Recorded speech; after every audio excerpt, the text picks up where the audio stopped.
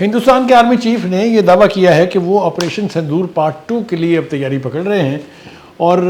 Justification دینے کی کوشش یہ کی ہے کہ جو آپریشن سندور پارٹ 1 تھا اس میں تو ہم نے پرانی ٹیکنالوجی سے کام لیا تھا، اس لیے وہ تو کامیاب نہیں ہوا کچھ زیادہ، لیکن اس دفعہ ہم جو ہے وہ پاکستان کے اوپر آپریشن سندور 2 لے کے چلیں گے اور پھر ہم بدلہ لیں گے۔ یہ وہ خواب ہے جو ہندوستان کے کئی آرمی چیف پہلے دیکھتے گئے ہیں، اور اس وقت جو صورتحال ہے وہ یہ کہ 22 اپریل 2025 کو پہلگام کے سیاحتی علاقے میں ایک مہلک حادثہ پیش آیا تھا جس میں 26 افراد جو ہیں وہ اپنی جان سے گئے تھے، جس کا الزام فوری طور پر پاکستان کے اوپر عائد کر دیا گیا۔ 10 منٹ کے اندر اس کی کئی میل دور جو پولیس اسٹیشن تھا اس کے اندر FIR بھی درج ہو گئی۔ وہ لوگ آسمان سے اترے تھے، فضا سے آئے تھے، سپیس سے آئے تھے، یہ پتہ ہی نہیں چلا کیونکہ وہ 26 آدمیوں کی جان لے کے پھر وہاں سے غائب ہو گئے۔ یہ صورتحال جو ہے یہ یعنی پوری دنیا میں ہم نے اس کو دو طرح سے چیلنج کیا۔ پہلے ہم نے یہ کہا کہ اوکے ہم اس کی جوائنٹ انویسٹیگیشن کرا لیتے ہیں، بھارت نے کہا نہیں۔ ہم نے کہا انٹرنیشنل کمیشن بنوا لیتے ہیں، وہ اس کی انڈیپینڈنٹ غیر جانبدارانہ تحقیقات کرے گا، ہندوستان نے کہا نہیں۔ پھر ہم نے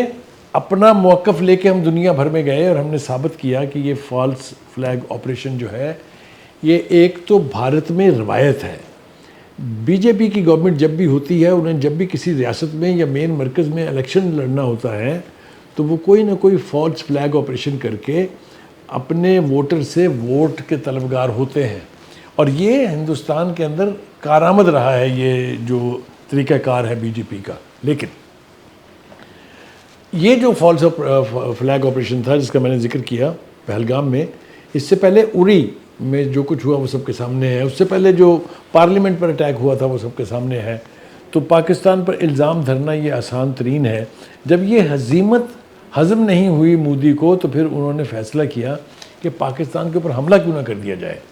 اور یہ ہے وہ ٹرننگ پوائنٹ جسے پاکستان نے پراپرلی کیش کیا۔ ہم نے پوری دنیا میں دو چیزیں ثابت کی، ایک تو یہ کہ ہم اپنے سے 5-6 گنا بڑے دشمن کا مقابلہ کرنے کے اہل ہیں، اور ہم نے ہندوستان کو جو اپنی فضائی قوت پہ اتراتا تھا، جو مودی صاحب ڈانس کیا کرتے تھے، چہک چہک کے کہتے تھے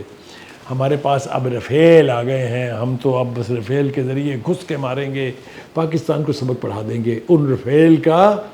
ہمارے F-17 تھنڈر اور ہمارے پائلٹس نے کیا حشر کیا، وہ پوری دنیا کے لیے ایک بہت بڑی مثال ہے۔ خود رفیل بنانے والی کمپنی جو ہے اس کے لوگ آج تک پریشان اور ریسرچ کر رہے ہیں کہ پاکستان نے کیا حکمت عملی استعمال کی کہ رفیل جو ہیں وہ ایسے گرے جیسے زخمی پرندے گرتے ہیں۔ ہیونگ سیڈ دیٹ، جیسا کہ میں نے کہا کہ ہمارا جو موقف تھا وہ پوری دنیا نے تسلیم کیا۔ پوری دنیا میں دو چیزیں اسٹیبلش ہو گئی ہیں، ایک تو یہ کہ ہندوستان جو ہے یہ دہشت گردی کا سہولت کار بھی ہے اور گڑھ بھی ہے۔ پاکستان کا جو CPEC کا پروجیکٹ ہے اس کو ناکام بنانے کے لیے اور بلوچستان کو پاکستان سے علیحدہ کرنے کے لیے ایک سیل بنا رکھا ہے جو نیشنل ایڈوائزر ہوتے تھے کبھی اجیت دوول، انہوں نے مرکز سے انہیں $1 بلین سالانہ گرانٹ ملتی ہے۔ وہ کیا کرتے ہیں، وہ بلوچستان کے وہ جو سو کالڈ ناراض ایلیمنٹس ہیں ان کو بھارتی پاسپورٹ پر دنیا بھر میں بھیجواتے ہیں، ان کی ٹریننگ کرتے ہیں، پھر ان کو افغانستان کے راستے چمن کے بارڈر سے پاکستان کے اندر جو ہے داخل کرتے ہیں، اور تخریب کاری کی جتنی بھی وارداتیں وہاں ہوئی ہیں پچھلے 1 سال سے زیادہ عرصے میں، ان سب کی لنکیج جو ہے وہ ہندوستان اور افغانستان دونوں کے ساتھ جڑی ہوئی ہے، اور پوری دنیا اب یہ بات تسلیم کرتی ہے کہ بھارت اور افغانستان دونوں دہشت گردی کے گڑھ ہیں، اور یہاں سے دہشت گردی جنم لیتی ہے، اور اپنے پڑوسی ممالک میں صرف پاکستان نہیں بلکہ ہندوستان نے تو دنیا بھر میں جو ہے وہ دہشت گردی کا بازار گرم کر رکھا ہے۔ اگر آپ کو یاد ہو کینیڈا میں جو واردات کی تھی را کے ایجنٹس نے، جو وہاں پر یعنی جو خالستان کی موومنٹ کے جو سربراہ کا قتل ہوا تھا، اور اس کے بعد ایسی ہی کوشش کی گئی امریکہ میں، اس کے بعد برطانیہ میں، تو ہندوستان جو ہے وہ صرف ریجنل دہشت گرد نہیں ہے بلکہ انٹرنیشنل دہشت گرد ہے۔ اب دیکھیے اس کے بعد سے ٹرمپ نے جنرل عاصم منیر کو جو ایک قابل جرنیل قرار دیا، اس کی وجوہات صرف یہی ہیں کہ the way he fought، 2-3 front per general Asim Munir کی جو جہاد کہہ لیجئے، جو ان کا آپریشن ہے، اس نے رزلٹس دیے ہیں اور بہت کمال کے رزلٹس دیے ہیں. ایک دہشت گردی کے خلاف جو انہوں نے 1 سال کے قریب پہلے کنونشن سینٹر میں خطاب کرتے ہوئے کہا تھا کہ ان کو ہم چن چن کے ماریں گے. یہ 10 سے 15 ہزار لوگ جو ہیں نہ ہم سے بلوچستان چھین سکتے ہیں نہ ہم سے کشمیر چھین سکتے ہیں. ان کی آئندہ 10 نسلیں بھی نہیں چھین سکتی. وہ انہوں نے ثابت کر دکھایا ہے. جس طریقے کے آپریشنز ہوئے ہیں یعنی بلوچستان میں یا KPK میں، اور جتنی بڑی تعداد میں ہندوستان کے ٹرین کردہ ہندوستان کے خوارج جو ہیں ان کو ہلاک کیا گیا ہے، واصل جہنم کیا گیا ہے، تو بلوچستان میں تو اب بہت حد تک امن قائم ہو گیا ہے. KPK کے کچھ علاقے ہیں جہاں پر وہ افغانستان کے لوگ آ کے بس گئے تھے، جنہیں ہمارے ملک کے ایک وزیر اعظم کی ناک کے نیچے لا کے واپس بسایا گیا تھا.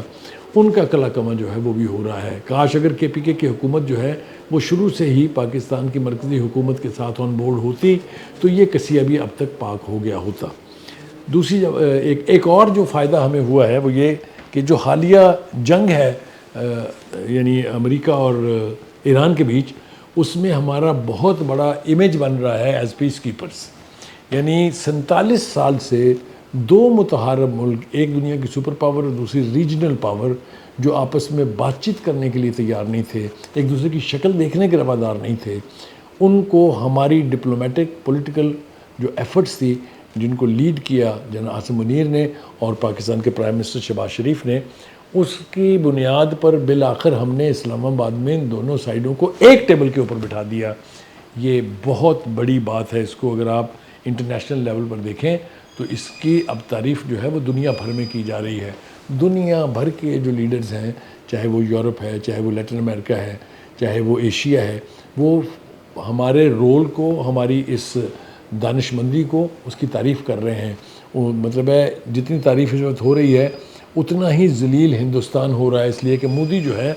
وہ آپریشن سندھور کے بعد اور ہمارے آپریشن ضرب المرصوص کے بعد شکل دکھانے کے قابل نہیں ہے. وہ پارلیمنٹ میں جس طرح بیٹھ کے پوری اپوزیشن کی اور اپنی پارٹی کی تنقید سن کے آنکھیں نیچے کیے بیٹھے رہتے ہیں، ان کو میرے خیال سے اب تو شرم سے چھپنے کی بھی جگہ شاید نہیں ملے گی، اس لیے کہ ان کا میڈیا بھی ان سے سوال کر رہا ہے. چاہے وہ فالس فلیگ آپریشنز ہوں، چاہے وہ آپریشن سو کالڈ آپریشن سندھور ہو، اس سب کچھ میں جس شدت سے ان کو ناکامی ہوئی ہے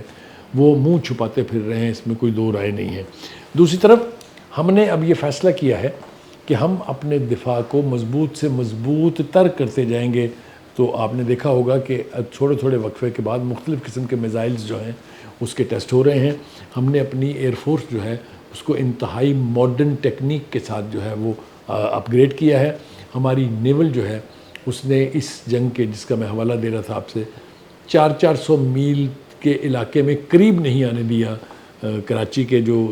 فالس قسم کے دعوے کیے جاتے تھے. تو ہماری ایئر فورس، ہماری نیوی اور ہماری آرم فورسز، انہوں نے دنیا بھر میں اپنی سپریمیسی جو ہے وہ ثابت کر دی ہے. اب پاکستان کے عوام کو ہندوستان سے ڈر نہیں لگتا ہے، نہ ہی ڈرنے کی کوئی وجہ ہے، کیونکہ پاکستان کی مسلح افواج اور اس کی قیادت نے اپنی قابلیت سے، اپنی ہنرمندی سے، اپنی سکل سے قوم کو ایک ٹھوس پیغام دے دیا ہے کہ سو جاؤ عزیزوں کے فصیلوں پہ ہر ایک سمت، ہم لوگ ابھی زندہ و بیدار کھڑے.